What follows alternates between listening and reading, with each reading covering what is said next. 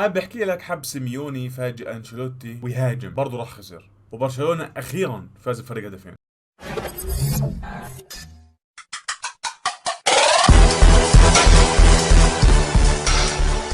حلقة اليوم جايين نحكي عن مباراة كاس السوبر الاسباني. لعب اتلتيكو مدريد مع ريال مدريد، ولعب كمان اوساسونا مع برشلونة. خلينا نبلش مع مباريات ريال مدريد واتلتيكو مدريد. بصراحة مباراة ريال مدريد واتلتيكو مدريد كانت من اجمل المباريات اللي حضرتها لغاية الان للموسم هذا. ضربوا بعض، فجروا بعض من الاخر، كانت مباراة ممتعة، وهذا برد على هاد وهاد بجاوب هاد. بلشت المباراة اتلتيكو مدريد انا مستغرب منه، فريق قاعد بيسيطر على المباراة وبيسيطر على الكرة وبيلعب تمريرات مش دفاع وعرضيات وهجمات مرتدة، وفي كان يعني في معظم الاوقات هو الاخطر. نفس الجول اللي طعماه راموس لاتلتيكو مدريد هو اعطاه روديجر لريال مدريد. بعدين ريال مدريد تقدم عليهم، كان طول الوقت مدريد يعني بعد السيطرة اتلتيكو مدريد الطابع معاه خلص، يعني مدريد ركب المباراة وخلص وبطل يفلتها. خلص انا عارف يعني اوكي راح يجيب مدريد اتلتيكو مدريد الجول ويضل قاعد، ما راح يقدر يعمل شيء لانه مدريد حيضل يضغط ويضغط ويضغط ويضغط ويفوز المباراه. وزي ما قلت لكم تقدم ريال مدريد في المباراه، بس رجع اتلتيكو مدريد يتعادل في خطا دفاعي او خطا من الحارس نقدر نحكي، وتقدم عليهم كمان مره. مدريد يسكت؟ لا ما سكت، طقعهم الثالث تعادل. هاي هوايه ريال مدريد المفضله. خلص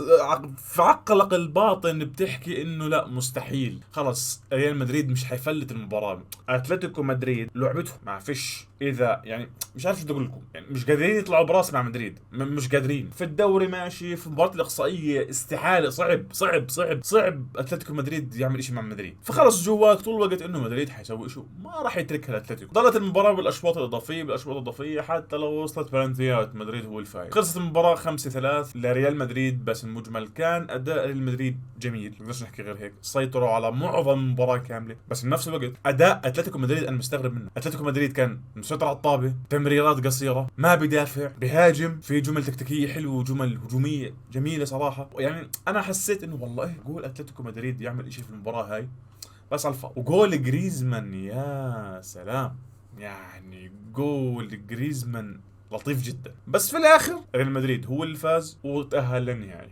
نيجي هلا لمباراه برشلونه وبرشلونه.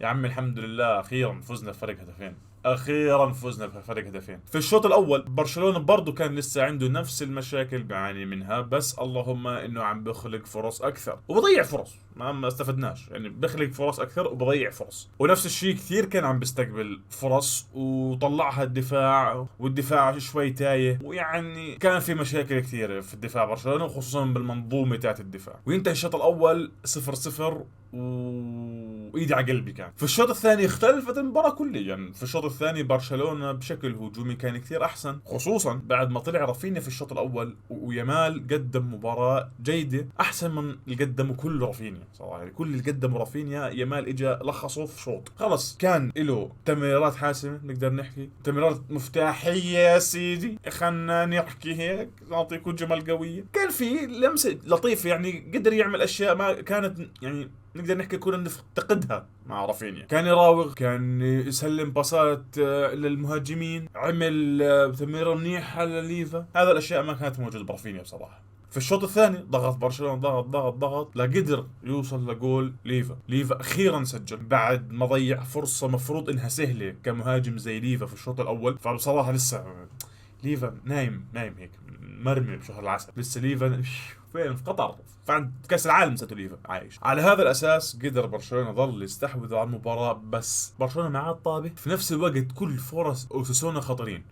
خلص جول، انا هيك بتفرج اكلنا جول هاي جول، تعادلنا. لغايه ما نزل جو فيليكس لما نزل حرك الجهه الشمال لنادي برشلونه، وقدر يعمل فرص، وحتى في فرصه كثير حلوه يعملها تصدق لها حارس برشلونه بطريقه برضه كثير حلو. يعني ما بنقدرش بس نحط اللوم على المهاجم انه والله يضيع الفرصه، لا، حارس اوساسونا طلع الطابه بطريقه كثير رائعه، تصدق لها بطريقه كثير خرافيه الامانه يعني. واحلى شيء في المباراه كانت رجعه بيدري. انا في بوست على الانستغرام حكيت انه عادي لو بعنا بيدري، مش عشان الولد لا يصلح او مش لعيب او مش نافع، لا، سبب بيعة بيدري انه الولد ما عم نستفيد منه طول الوقت، او معظم الاوقات مصاب.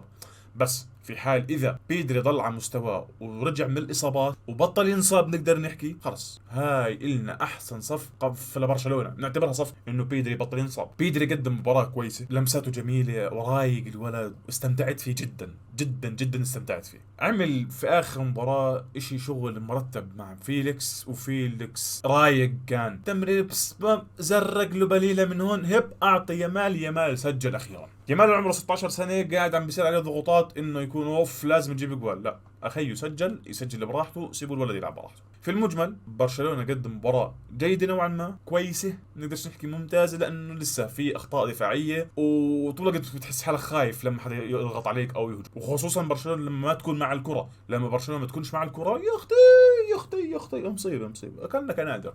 في المجمل برشلونه فاز 2-0 على اوساسونا ليضرب موعد في الكلاسيكو مع مدريد. طيب نحكي عن نهائي السوبر وشو بتوقع.